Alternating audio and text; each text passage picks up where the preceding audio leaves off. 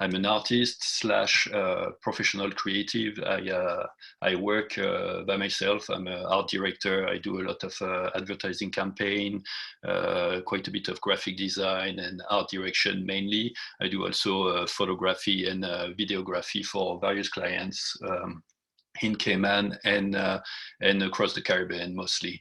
But then, you know, my passion is art. I went to art school, so tonight we'll talk about like how to market yourself as an artist more than a professional creative. Even though, you know, I found along the years that that was very linked, and that was something that I did kind of the same way regardless.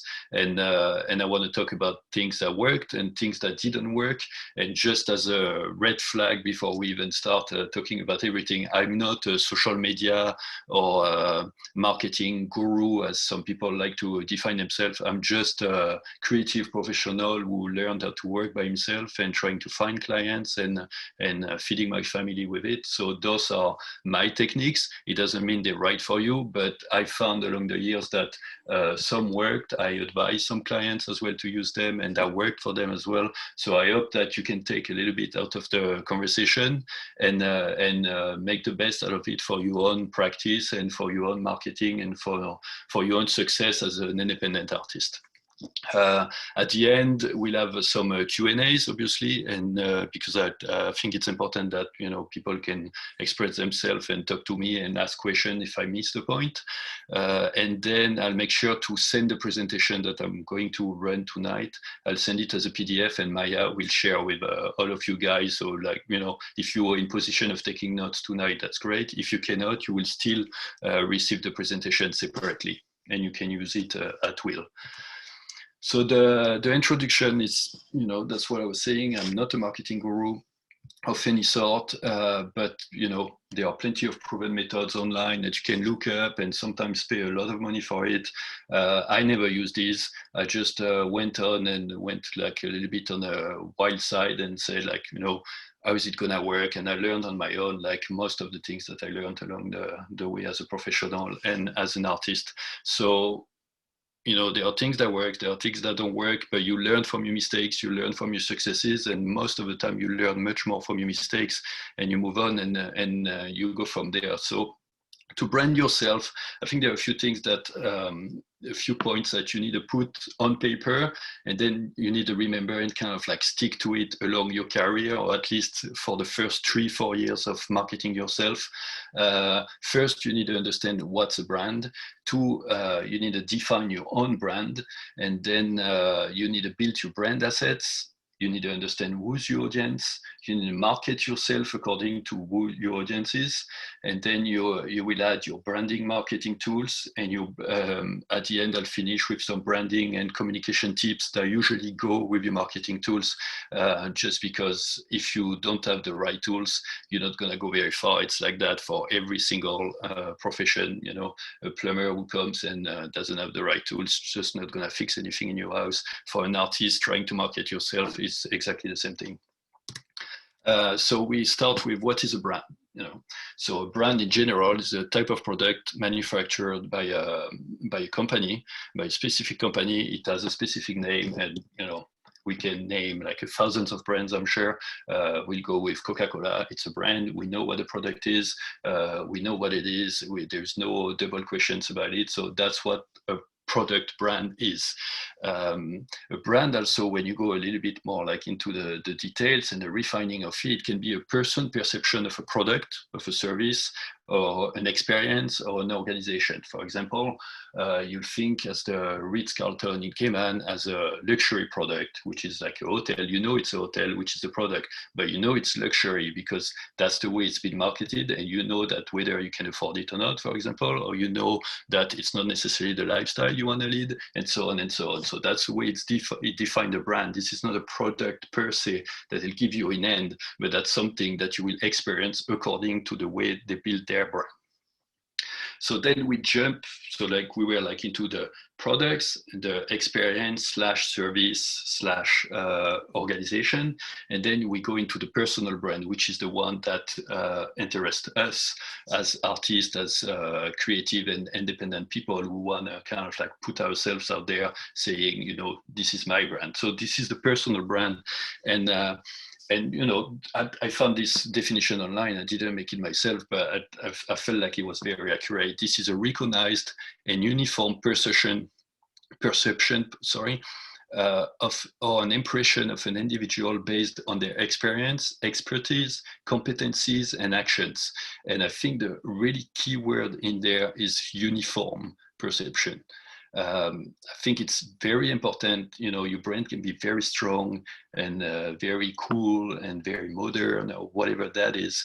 But if it's not uniform all across the board and that it keeps on changing and evolving the wrong way and going up and down and so on, you will never build a brand that's efficient for you.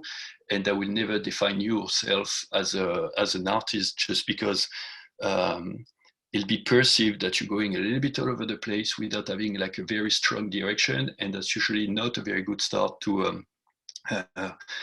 seduce some customers or friends or whatever you want to call your audience.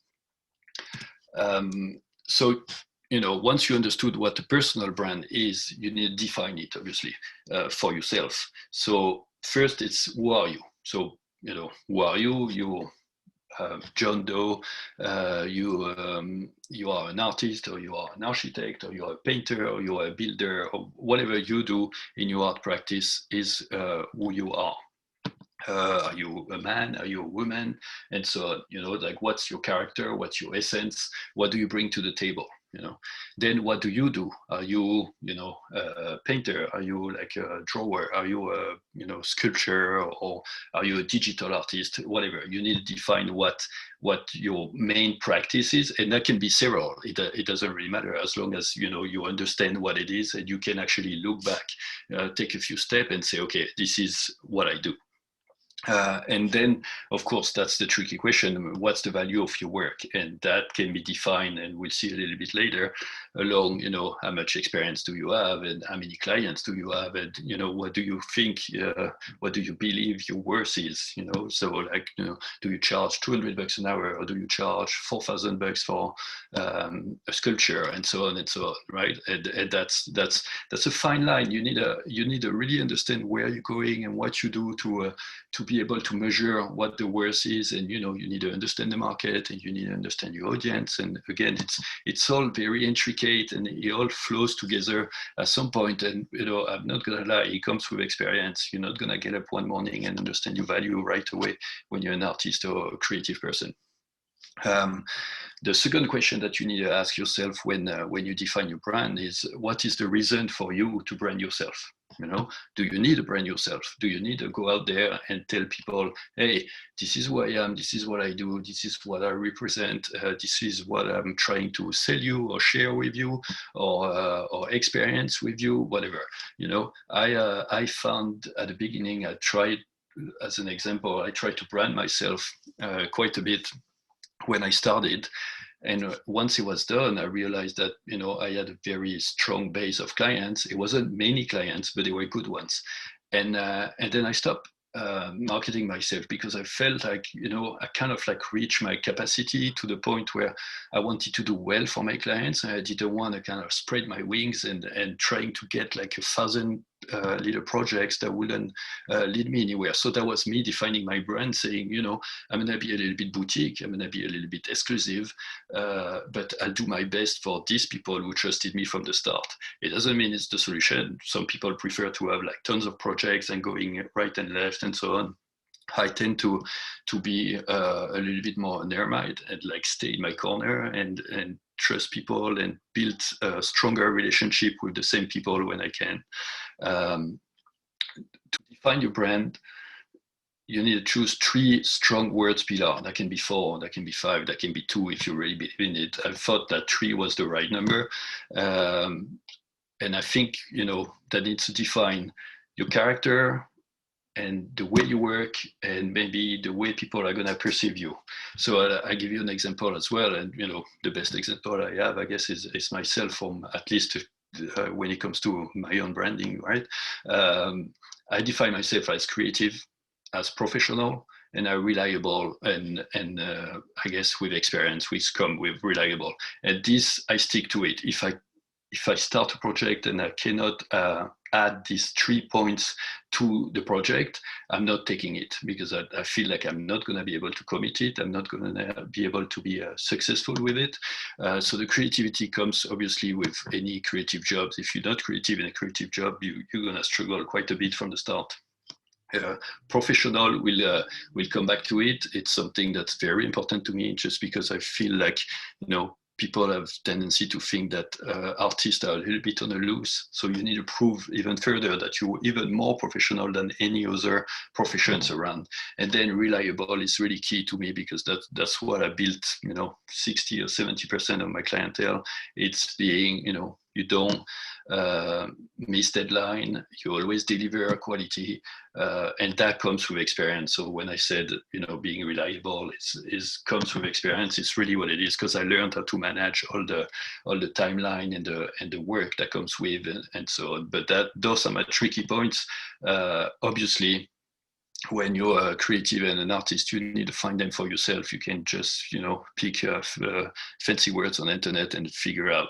It's really important that those 3 words are going to define you through the eyes of the world, and if you want to be successful, you need to believe in those 3 words that you chose for yourself, because they'll guide you along the way, with people that you don't necessarily know. And that's really key, that they take them and say, okay, he's representing, or she is representing herself this way, and this is actually what comes out of her or him, and this is the beginning of building a good brand. And then obviously with these 3 words, you jump to your audience, where how would you like your audience to look at and perceive what you do? So, obviously we're going to talk about the audience just after, but you need to be able to take a step back and say, those are the people I want to talk to, and I want them to see me that way. So that's part of defining your brand as well. And then whatever you do, to this audience, the big question is, how do you reach, and how do you show them what you want to show them? And that's where we jump into the brand assets, which are, your tone of voice that represents you and whatever you produce. And those are going back to these 3 pillars that I mentioned a few minutes ago.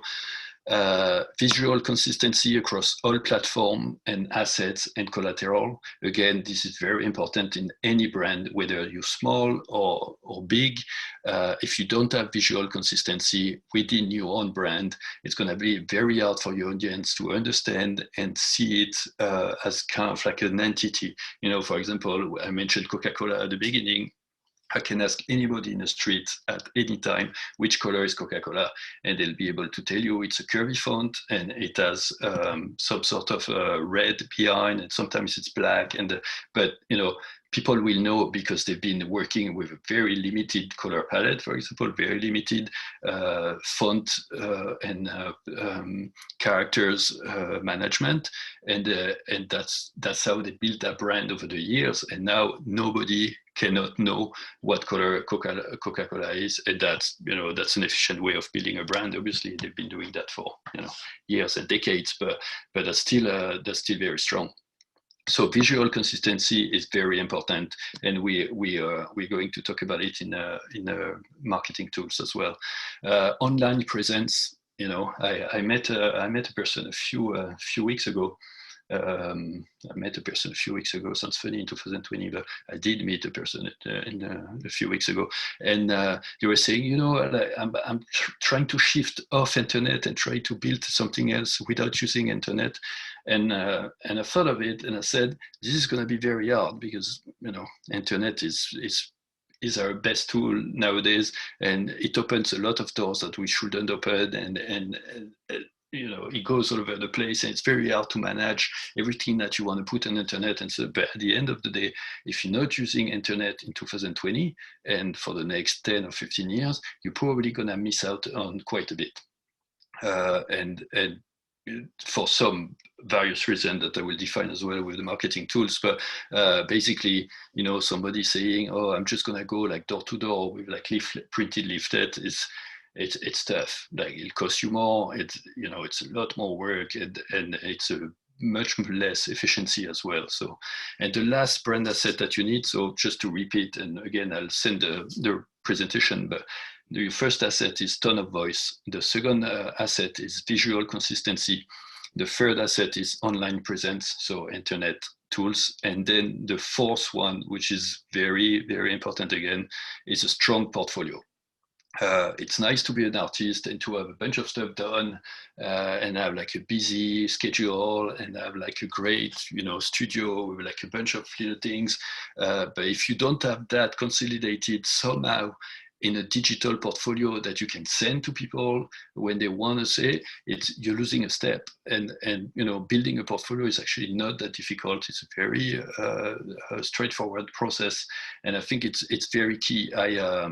I was working for a big company when I arrived in Cayman before going on my own, and I was a creative manager over there. And we decided to hire graphic designers.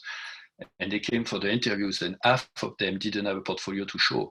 And, that was a loss. If you're a graphic designer or an artist and you cannot show like in one piece, in one place, just like in front of somebody what you're doing, you're not gonna get the job. It's just as simple as that. It's part of our process to have a portfolio and to be able to show, because we are visual creatives, artists, and what we do is visual.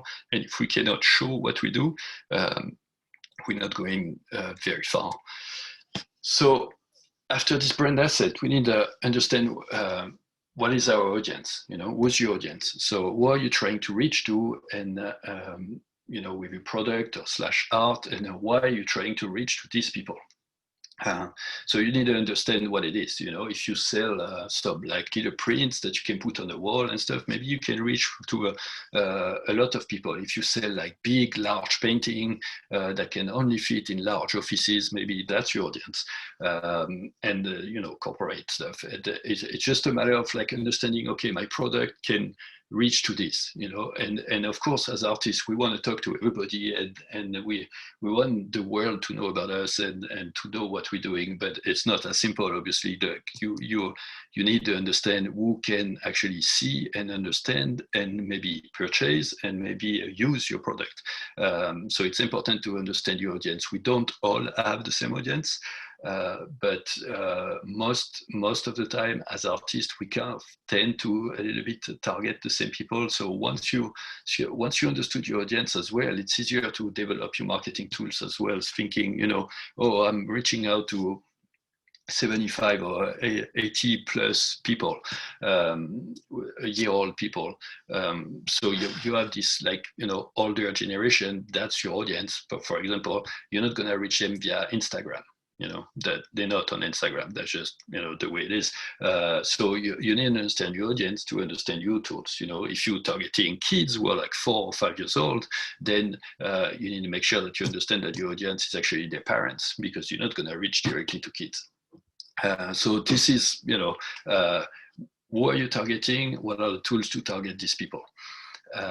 So what's very key as well as an artist, because we tend to be a little bit in a circle of other artists or creative people or friends, I think it's important to understand that your circle is not your audience. Don't assume that people that you don't know who you are. Very little artists or creative or independent art workers are famous. Proportionally, the famous ones are very rare. So I think it's important to be humble and to say, okay, nobody knows me. I'm starting from scratch. And then at least, you can kind of like build a step as a creative in your marketing and thinking, okay, I don't know anybody, nobody knows me, so where do I start? Instead of thinking, oh, I know these 60 people know me, but then maybe these 60 people are not really your audience in the first place, So it's really key, and I know for a fact, because I've done that for a long time, thinking that people knew who I was and I didn't have to reach out, and I realized hardly that some people didn't know who I was or heard about me, but didn't know what I was doing, which pretty much the same than saying they didn't know who I was. Uh, so again, your circle is not your audience. You can go to museums and galleries and meet always the same people, and they might not be your audience. They might be your friends, they might be your acquaintance, and they may be nice around a glass of wine and looking at, nice to talk about, like in front of paintings. But at the end of the day, they might not be your marketed audience that you want to sell or try to share things with. So your brand building as a personal brand, the success of it depends on how much you can communicate about your brand and yourself to people who know nothing about you. Because it's always easy for me to reach out to somebody I know and say, oh, I've been doing t-shirts recently and I'm going to have this brand coming out. And they already know I'm a graphic designer, I'm an artist, and they say, oh, okay, he's making t-shirts now, I understand what's going on. But if I show up with somebody who has no idea who I was and I say, I'm going to make t-shirts recently, they won't know where I'm coming from. So it's important to kind of build the base of your brand before actually, talking to people who you don't know. So it's important the base of the brand is there, and then you can spread out. Again, don't rely on a circle to measure the success of your brand, or at least the efficiency of your brand. It's key that you communicate your brand and about yourself and your product to people you don't know. So marketing yourself comes to building your brand assets, spread the word out, and find some sort of advertising platforms, whether they're paying or free. So building your brand asset will come to a brand mark, a logo, a name. It could be just your name. That can be a signature of an artist. It has to be something that lives on its own and that's recognizable by all, and preferably doesn't look like something that's already existing. You need to build some collateral templates, which can come to flyers and email signature, Facebook banners for your Facebook page, Facebook covers, Facebook ties, Instagram covers, whatever. That's a lot of things and we can break it down in marketing tools. But really, you need to build your brand asset, and most of these are gonna go through online platforms. So it's really straightforward to do. It's mostly free most of the time for creative artists who can manipulate a little bit the softwares, and most artists already have a little bit of knowledge of that. So once you have your assets, you need to spread the word out. You need to start an active relationship with your potential audience, and you need to create an interest. If there is no interest created, all the brand asset that you've built might as well sit on your desk. And then you need to find the best, efficient, cost-effective advertising platform that you can use. And this is, again, understanding who you're reaching to and how you want to reach to. So, for example, again, if you're reaching out to people who are over 80 years old and you put a bunch of sponsored ads on Instagram, this is not a good, efficient way of using advertising platforms. So the branding and marketing tools that you need to use to define and create those marketing assets. You need to create your own visual guidelines if you can. So that means, which fonts I'm using when I'm creating some visual assets. Color coding is nice too. Some people tend to think that, they can put as many colors as they want around their world, but colors are actually a strong defining code of the brand. So, for example, if your brand wants to be very natural and very organic, you might want to stay away from reds and purple, because that's not necessarily the colors that speak to the mind of any audience, really. And you might want to go more into greens and the yellows and sun colors maybe. But it's just a matter of understanding, what is my brand, how do I want it to look. And then, in addition to that, in your guidelines, you might want to do some overall rules of imagery execution. For example, you don't want the pictures to be in black and white in your stuff, so you stay away from that. And that's an example. But sometimes it's a little bit more refined. You want them very contrasted. You want them very soft. It really depends. And now with all the filters that we can add to our social media platforms, it's really easy in a way to just pick one and say, okay, everything's going to be this filter for the next month, because that works for what I want to do.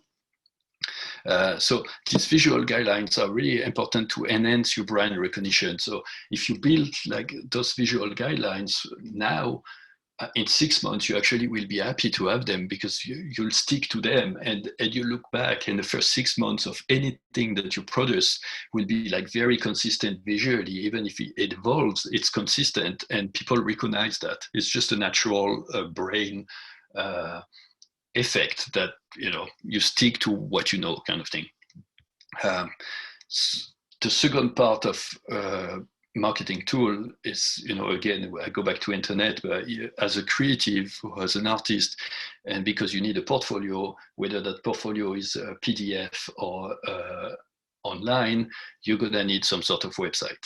You know, that there's no other way to build something where all your information is than building a website. It's just the best way. There's no other way around. You know, you build your website, even if when you have ads on social media, they push to your website because there is always more content.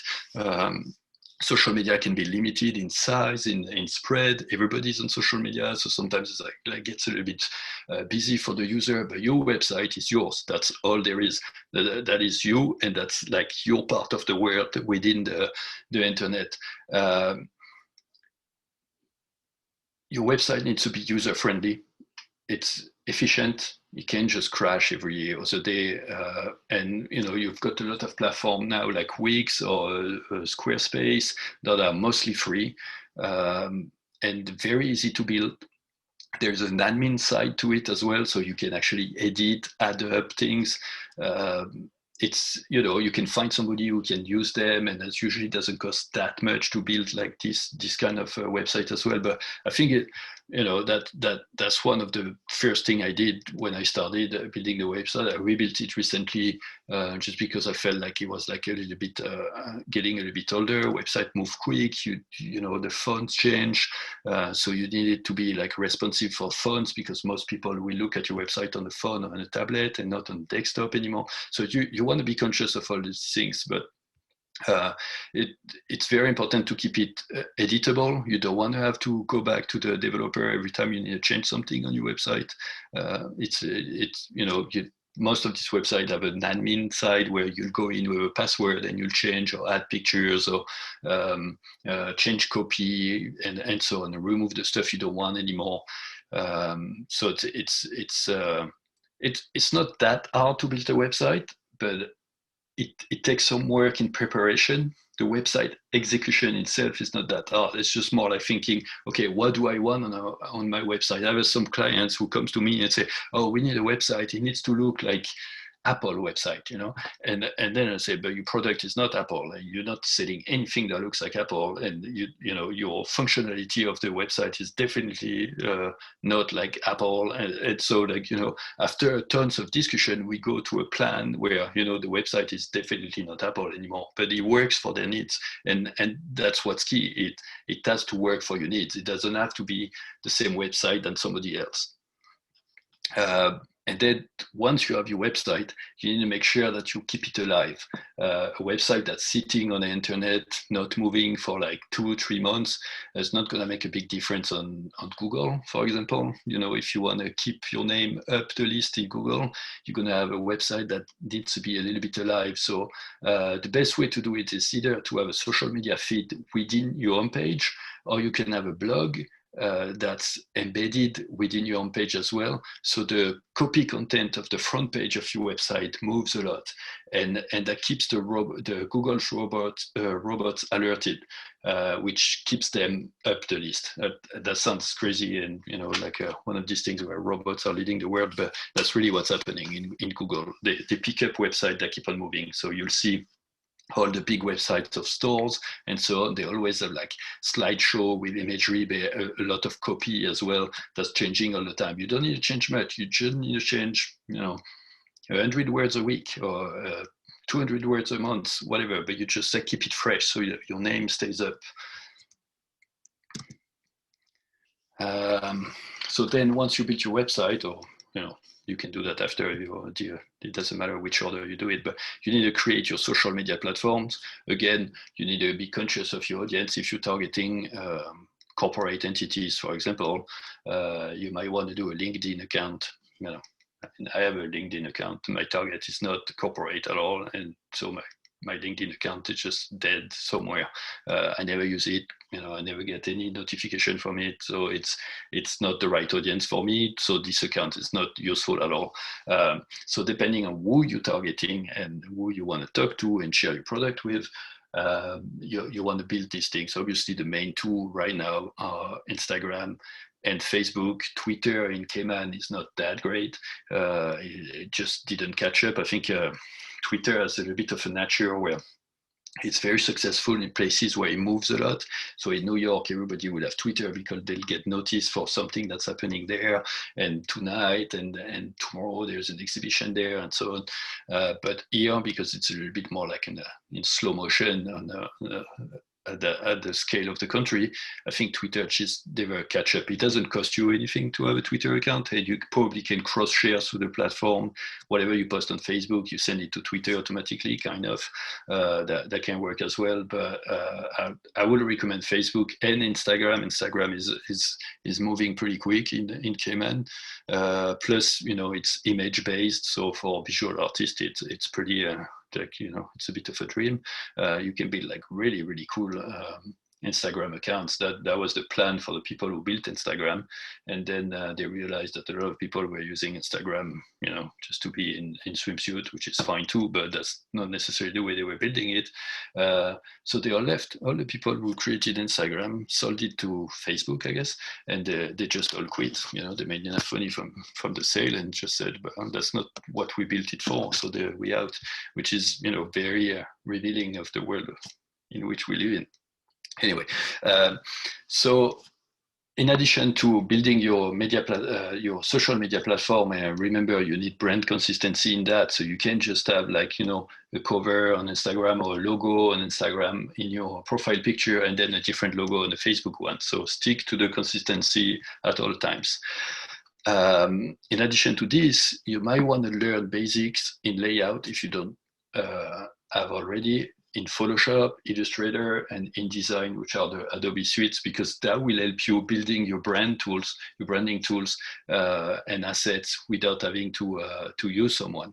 That being said, I know that some artists are connected to people who are graphic designers and so on. So you can always ask help for it, but there is a great thing that's existing now. It's YouTube, and that you can learn a lot of things. How to use the basic knowledge for InDesign, which is mostly a layout website, Illustrator, which is nice to design logos, and vector format for whatever you need, and then Photoshop for everything that comes from doing website and online banners, and then using retouching pictures, which is very useful as well. So like these three, Illustrator, InDesign, and Photoshop are kind of key to anything that's visual marketing identity. And then I come back to the portfolio. So always have a branded, updated portfolio ready that can be easily shared digitally, meaning, you need a PDF that's not too large because you don't want to email people with files that are like 25 megabytes, and then, people crash their email. So that's something that you can do in the softwares that I've mentioned before. You can create a nice layout of your portfolio, and when you need a new page, because, you've been fortunate enough to create more, then you add the page and you add up, and, you date your portfolio. So you share that you always have the latest one, and you can email it to people when they ask to see your work, or you send them to your website that you built previously. That works too. But sometimes it's nice to have like a little piece of downloadable, useful content. So I've talked about the tools, and now we're already into the branding and comms tips, and that's gonna.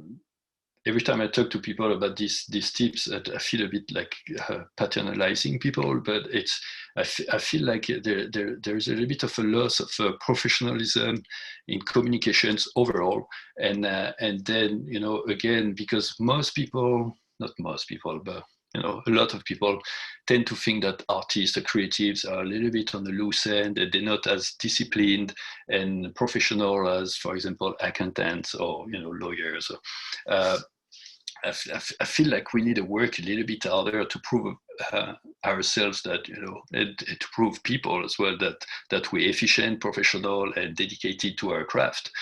Um, so there are a few rules, and don't take it wrong. I'm sure like most of you do it, and some people don't do it, but be admin friendly. I know that sounds very silly and very boring, but be admin friendly in your communication. When you send an email, you start by hi and you finish by thanks or regards or whatever. I know that doesn't sound cool, and you know that's the. I was telling that to high school kids recently, and you know this is not super like artist friendly and so on, but it actually goes a long way, because then people will start answering the same way, and then you create a path of relationship within the emails that's very respectful from the start, very professional as well. If your phone rings and you cannot answer, call back within 2 hours. This is my rule, and I thought that works like magic. If you email or you message back, you do it within 24 hours, because that's kind of like a reasonable time to answer an email, even if you don't have an answer to the email, but at least you let people know that you acknowledge the fact that you received the email and that you're going to provide them with an answer.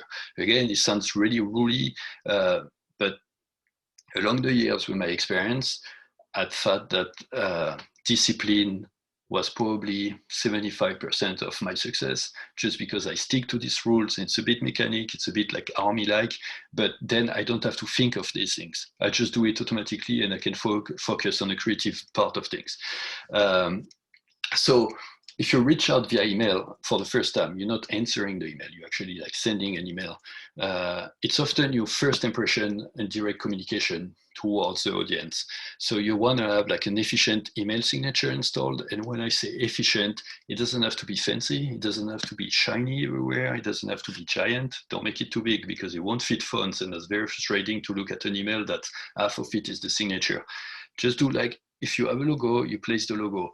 Under that, you type, and I repeat, you type your phone number, your email, and your website. I'm saying typing because then your phone will automate the links to it. If your phone number, email, and website are part of the image with the logo, it's a flat image that won't link to anything. And it's very frustrating as well. If you want to answer or call somebody by just clicking the screen of your phone, you want to have a direct link and not just clicking on an image that's not going to do anything. It sounds super basic, but again, that works. And those are things that, you know, I don't invent myself. I literally did it because I've realized that, you know, that was super frustrating to not be able to call or email somebody from an email signature. Again, I go back to the hi and thank you and so on. An email is not a live conversation. It's not like you're in front of the person and they understand by seeing your face what you're seeing and so on. So it always needs an introduction and a conclusion. You can't just say, yes, I understand, in an email, because if they read it 24 hours after, they don't know what you understand. So the two last tips that I stick to, and again, that's because, you know, this is my own discipline and I don't have to think of it too much since I implemented it so hard on me. Be disciplined with your relationship to your audience. You run your social media and communication account with a schedule. You don't want to have like a Facebook page that's just sitting there forever and not like being, you know, activated. And people, when they fall on your Facebook page for the first time because you reach out finally to them, they go on your Facebook page and the last post is in 2016. You know, it doesn't look good on anyone. So the easy part of it, and most communication agencies will confirm it, is to have like some sort of schedule. You realize that the Tuesday and the Thursdays and the Friday just before 5 o'clock are hotspots for you to post, you know, and that's something that you will learn along the way, you know, seeing how people react to your post. Then you note these dates and you say, okay, on Tuesday, I'll show a piece of my art.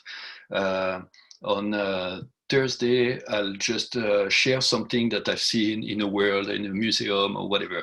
And then on Friday afternoon, I'll do like a little meme or whatever you want. You decide that your post is going to be, you know, A on Tuesday, B on Thursday, and C on Friday. And every week or every other week, you stick to it. You stick to a discipline.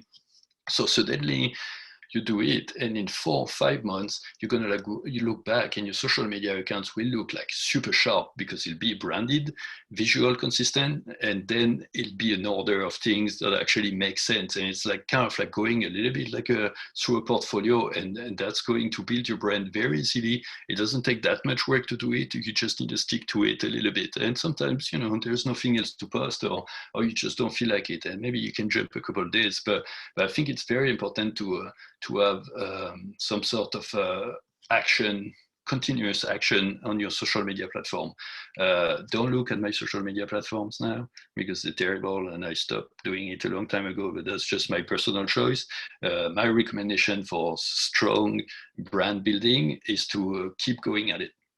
So I'm kind of like the worst example of what I'm preaching, but you know, that's mostly the case all the time anyway. So the last thing, and that's more like for me to go back into one of my pillars, which is reliability. Don't miss deadline. Again, you know, artists have a reputation, I don't know where it comes from, but to kind of like taking it on the loose and stuff. If you don't miss deadline, you're gonna look good on your own, and people are gonna think, okay, if I talk to this person, they're serious, they're worth the money, they're worth my time. You don't miss deadline. If somebody tells you, send me this by Thursday, make sure that unless you really cannot do it by Thursday, then you let them know you cannot do it by Thursday, and you set up another deadline. But if there is a deadline that's agreed, just stick to it, because I can promise you, like, missed deadline are very frustrating for high-ranked professional people, for agencies, for museums, for galleries. Everybody is trying to kind of fit their own schedule in this crazy world we live in, and you don't want to be the weak link where you say, maybe I'll finish it next week. You know, no. If you say it's Thursday, and maybe that's not finished by Thursday, but then, you know, you can discuss that. But don't miss deadline. It's very important, and that's the way. That's the way I mostly built my brand. And you know, you can ask any of my clients, there's no deadline missed, and that's why they come back to me. And you know, it is what it is. It's like, I might not be the most creative person or the coolest person to talk to, or the most I'm also the most expensive, I guess, but at the end of the day, I don't miss deadline, and that's worth their time just because of that. If, you know, a gallery asks me for a series of print, and I'll tell them, look, you know, I can print them, I can have them shipped here, and I can have them by the 15th of September.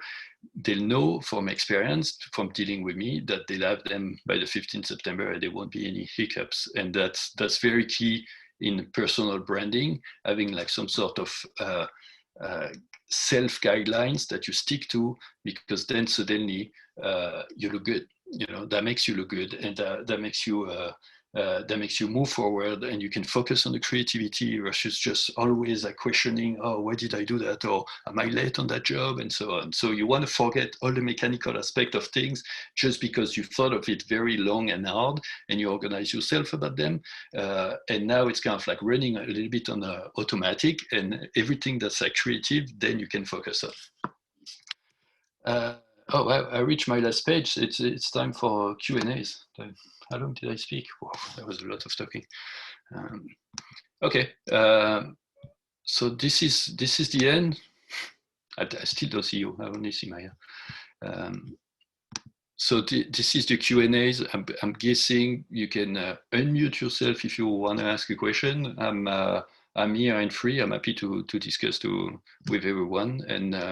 And if you have specific question about a specific point, if you want me to repeat something, just let me know.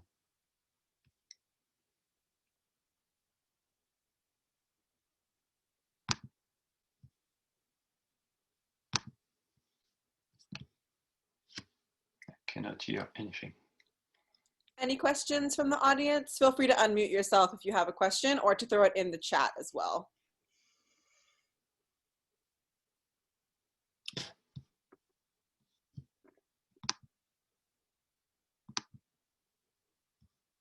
Philip, is that a question from you? I just saw you unmute. Just wanted to check. Oh, Erica says, I loved this. Thank you. Thanks, Erica. Quick question. Do you offer classes in like probably the use of some of the tools like Photoshop, Illustrator, and stuff like that? Uh, I, I don't usually do. I've been doing classes for kids and students. I mean, I've volunteered my time to kind of show a little bit because I find a lot of youth are interested in these new jobs that are not that new, but it seems like yeah, they're new, and people are thinking of investing themselves in this. So I've been doing that a little bit, but. Maya could share my contact directly with you, and then you can reach out directly to me, and we can discuss that a little bit further. Sure, Sure, thank you. you're welcome.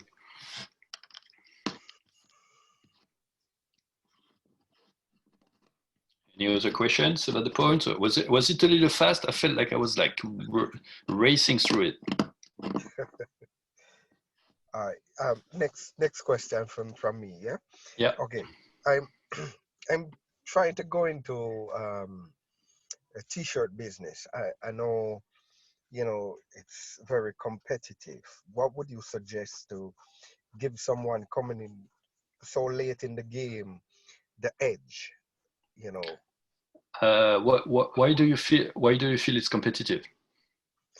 In Cayman, you because feel it's competitive?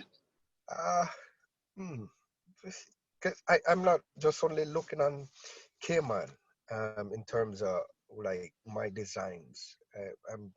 I want to go global with it, but you know, a lot of people in t-shirts, and I'm struggling with to find something that would give me the edge to stand out.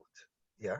Yeah, that sounds like a branding branding question. I guess not a problem, but it's yeah. I mean, it's always the same story, right? It's how are you gonna position yourself within your market, and then what's gonna separate you from the mass? So how do you define your t-shirt brand? Is that like a graphic t-shirt, or is that like more like a high-end kind of brand of a t-shirt because the quality is just amazing and the most comfortable stuff ever? Or is that like, do you want like a very cool designs on shirts, or where do you want to go? Do you know already, or is that Okay. like some questions that you're thinking of? Okay. Um. Uh. What one of the things I'm struggling with right now is to find the high quality fabric, the combination of like cotton or polyester or spandex or what works. So I Yeah, have some stuff samples coming in. yeah.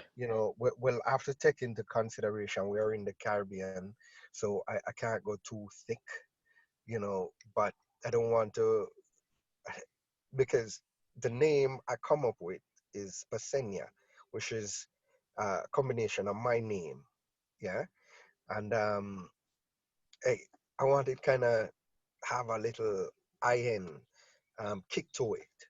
Hmm. Yeah. Yeah. Plus, of course, what I was thinking of, some of my abstract artwork, it would be on my T-shirt. Okay. Okay.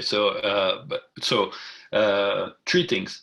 You need to find a vendor that can actually make the t-shirt for you, because I'm guessing you don't want to make the t-shirts yourself, right? You just want to order them kind of thing and make them via like in a factory, right? Yes and no. Okay. No, no. Okay.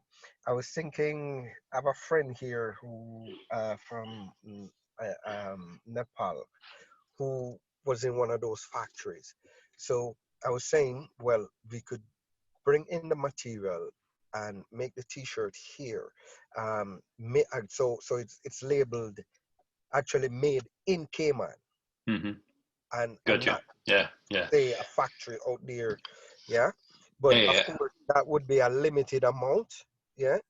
It wouldn't be thousands like Yeah, within and the that's not necessarily an issue. Yeah, if you want to go a little bit higher end, there's nothing wrong about being exclusive.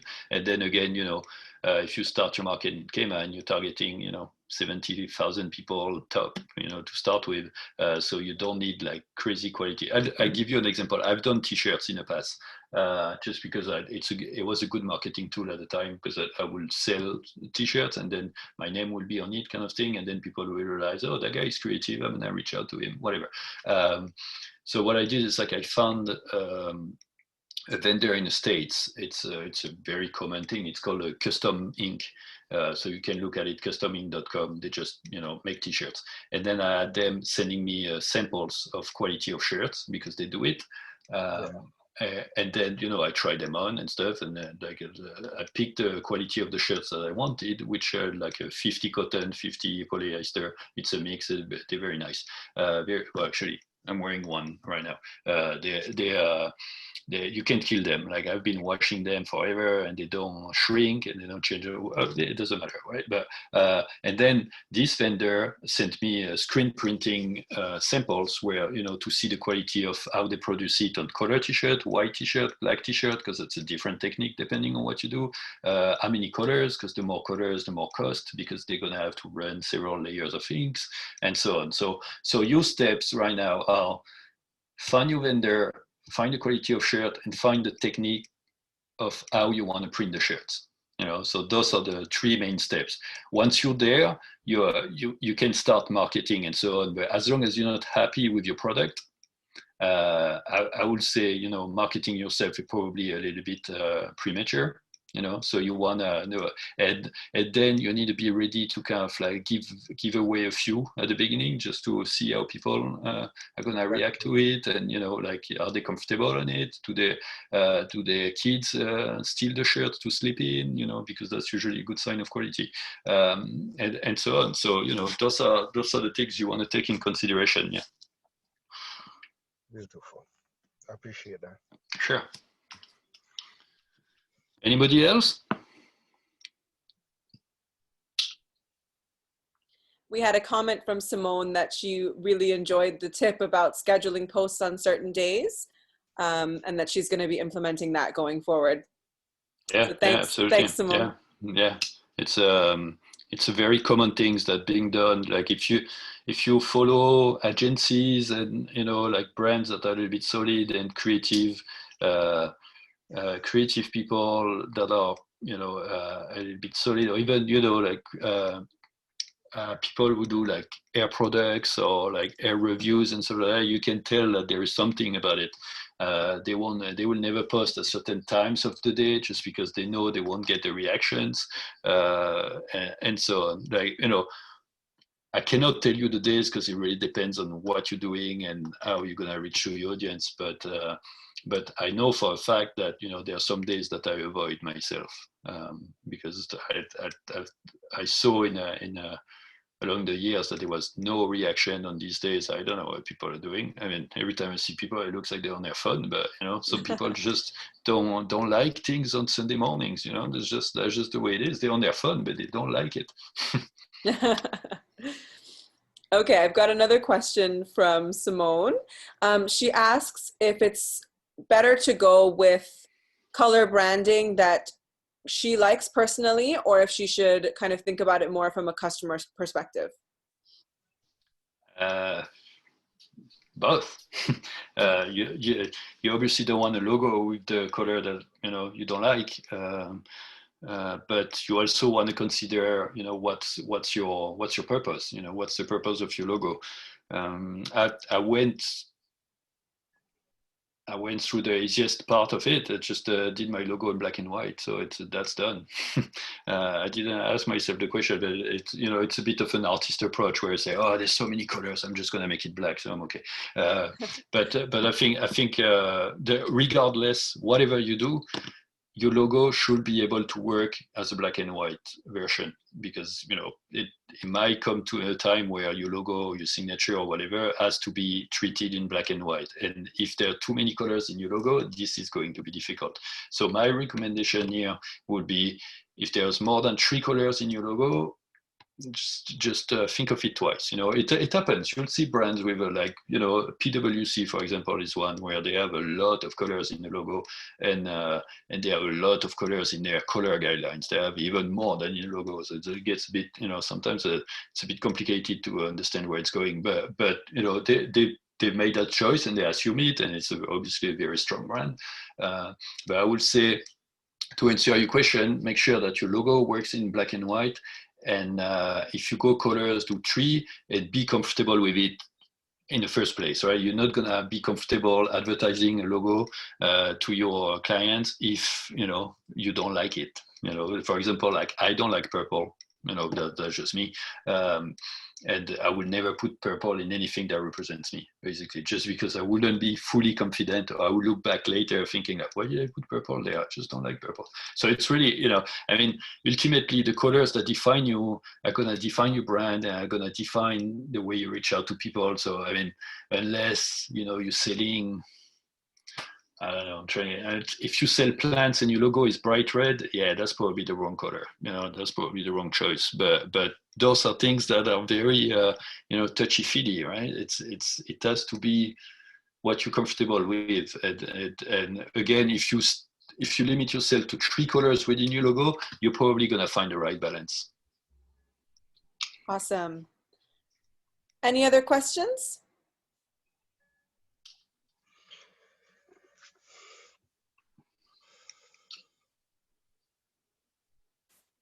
Okay, if there's no other questions for now, I think we'll end it there.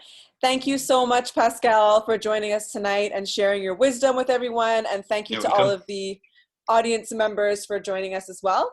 I'm going to send out a PDF of the presentation within the next few days, so you'll all have a copy of that as well. Thank you so much, everyone. I hope you enjoyed it and hope you have a great evening. Thank you. Awesome. Thank you. And if you haven't emailed me yet and you are interested in attending any of the upcoming sessions on marketing, please do send me an email. It's education@nationalgallery.org.ky. Thanks, everyone. Thank you. Thank you. Thank you. Delicious. Very nice. Thanks, Joy. Good to hear you. Nice to have someone else present. Great job, Pascal. Thank you.